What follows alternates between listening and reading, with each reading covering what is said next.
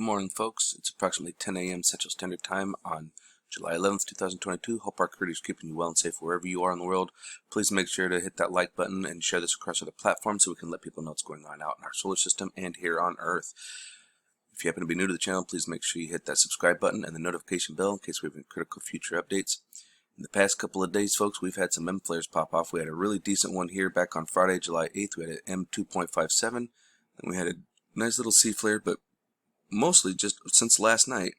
Last night we had ourselves a nice M 1.31, then we had a C.889, we had another C.51, and then here we had an M 1.15.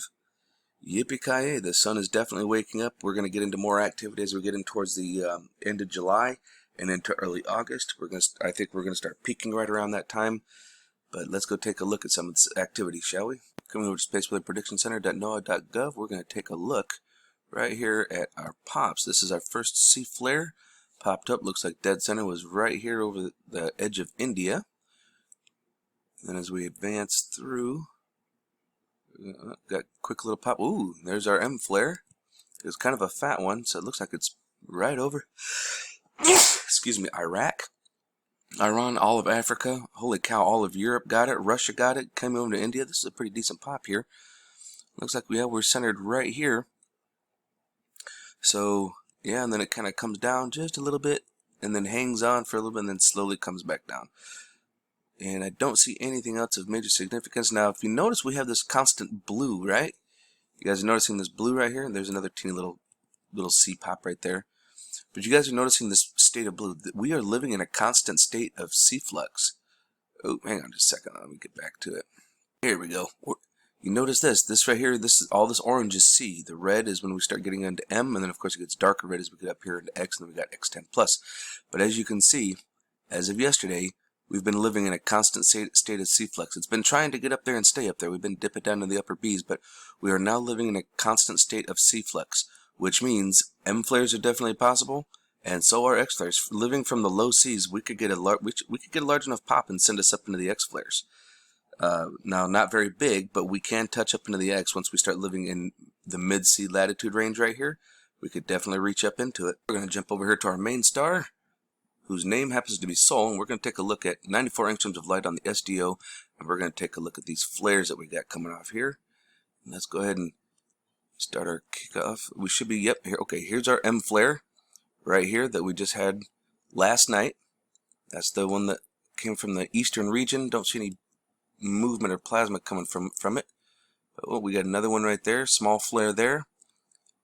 Ooh, yeah, definitely some activity from that bugger. We're gonna have to take a peek at that here in a minute. As we advance, looks like we got another little pop right over here. Let's see where else. We got lots of snap, crackling, and popping. Oh, there's another one. Boy, this one sent out two of them. Two decent flares. Whoa, look at this. Look at this right here. You guys see that? That is brilliant. Oh, what is this little guy right here? Kind of shows up. Look at this. Oh, look at this. You can see the trajectory. He was coming by the sun. He wasn't going down. He's not going up. He's not going sideways. He's coming from around the sun this way. And you can see there's a little pop, pop, pop. This right here, that's a nuclear pulse engine drive, folks.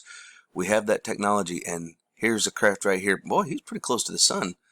Thanks for the view, bud. That's nice. We don't see them like that very often, do we, folks? Oh, and here's one going down. Shoo! And there's one right there. That's a typical up and down. We see them quite often, but we don't see them coming at an angle like that very often. That was nice to see. As we advance, I think, yep, that's the end of that one. So let's come on over here, and we're going to take a look at 193 angstroms of light. I'm going to start off from last night, and we're going to get a little bit further breakdown. And this is actually kind of important. I actually kind of snuck ahead and took a look at this, folks. Look at down here. Remember me telling you guys about this big plasma ribbon? Look at this thing dancing down here. See that? Now we're going to sneak back to the very beginning where we had our flare, which was right there, right here over. And I don't see any. It was kind of like a quick flash. It was not. It was sporadic. There's no coronal mass ejection, no solar wave or solar tsunami coming off of that. So now we just got to watch these ribbons here. And I'm not really seeing anything significant as far as like any coronal mass ejection, but whoa, wait a minute. Not only is this ribbon dancing around, look up here, folks. Look at this. This ribbon is starting to destabilize. Look at this. It is getting ready to destabilize. Look at that. It's destabilizing as we speak. That's the end of it. Whoa, this thing could lift off, folks. And that's a big ribbon. We'll have to keep our eyes on that one. Oh boy. And then look over here on the western limb, right over here. Something popped off that side. Oh boy, let's come take a look at it here on the 304. Let's see what we got. See what we work with. Yep, there's our flare. Nice little M flare. Once again, no plasma coming off of it. You can definitely see some. Oh look, here's another little friend right here. How you doing, buddy? You guys see him? There he is, and there's his little trail behind him. His little, I'm not going to call it a warp signature trail, but you know what I mean. Alright, let's keep going a little bit. Not seeing any other, oh, there's another flash there. See the filament dancing down here. And that's, yep, just little snap crackles and pops. I'm not seeing, whoa, look at this. This filament up here is destabilizing and sending out. Look at that. Man, there's lots of stuff going on our sun. Whoosh, look at that, throwing that out. Now that's a complete disconnect. This one here's popping off. That's a pretty good explosion, folks. That's a good eruption. Look at that. Yeah, buddy. And on top of that, to boot with it, you got this ribbon here that's destabilizing. Look at that. Oh man. We'll have to see what happens with that later on today when more data comes in. Yippee-ki-yay, folks. Sun is waking up. We come over here to spaceweather.com, and right off the gate, look what it says. Active sun. Spoiler alert, something on the sun is about to explode. There's an incredible looking sunspot crossing the center of the solar disk, and a new large dark core has just appeared on the limb, reports Illinois astronomer, and he's talking about this fella right here. So we will go and give him a look-see-wooksy here in just a moment. Let's see. Seething Starscape is what he used. His video, they either appeared for the first time or ballooned in size from an existing sunspot over the weekend. One of them is sunspot active region 3055, which I believe is this one right here. Is truly awesome, stretching more than 100,000 kilometers from end to end with more than a dozen dark cores.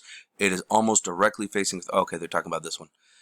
It is almost directly facing Earth and poses a threat for strong flares. So yeah, this one right here is the one that he's talking about. If you notice this one here, we got our positive and our negative, but you're seeing that they're actually being split apart. They were closer together, and they're starting to separate, which means they're stabilizing. There's a division in between the magnetic polarities, but this one does not have that. Neither does this one, and neither does this one. Let's go take a look at them, shall we?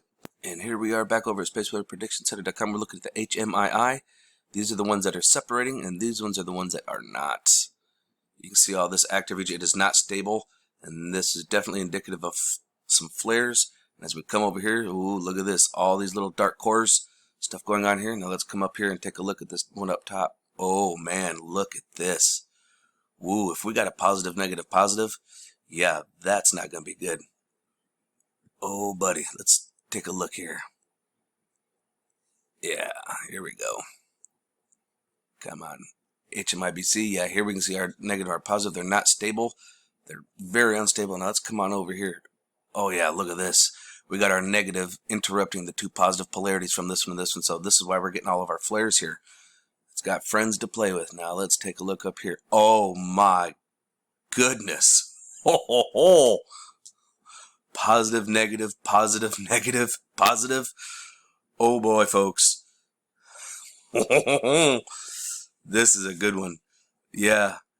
If this continues like this and continues to grow and they start developing and starting to, so to speak, get more developed like this as they're here, yeah, this is going to be a big player, folks. Oh my gosh. End out on a little article, Starfish Prime, the first accidental geomagnetic storm. And let's get to it. On July 9th, okay, so this is a couple of days ago. Actually, this came out on the 8th, so July 9th, 60 years ago today, one of the biggest geomagnetic storms of the space age struck Earth. It didn't come from the sun, though. We made it ourselves, recalls Clive Diver of the University of Surrey Space Center in Guildford, UK.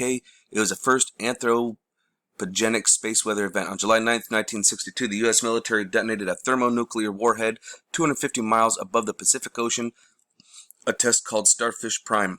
I wonder why they'd call it Starfish Prime.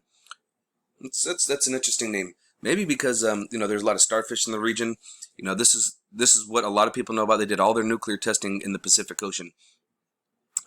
What happened next surprised everyone. Witnesses from Hawaii to New Zealand reported auroras overhead, magnificent midnight rainbow stripes that tropical sky watchers have never seen before.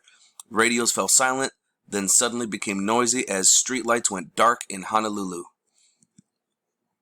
Look at those colors. I mean, could you imagine this? Nuclear auroras viewed from Honolulu on the left and from a surveillance aircraft on the right on July 9th, 1962. Holy crap, I wouldn't want to be in the air with that. Essentially, Starfish Prime created an artificial solar storm complete with auroras, geomagnetic activity, and blackouts. Much of the chaos that night was caused by the electromagnetic pulse, a ferocious burst of radiation that ionized the upper atmosphere. Ionized air over the Pacific pinned down Earth's magnetic field, then let it go again with the ionization subsided. When the ionization subsided, the rebound created a man-made geomagnetic storm for hundreds of miles around the blast zone. Whoa, this is some nutty stuff. However, this is why we keep our eyes open. No fear, and remember that love is the only way forward. Solar Wolf out.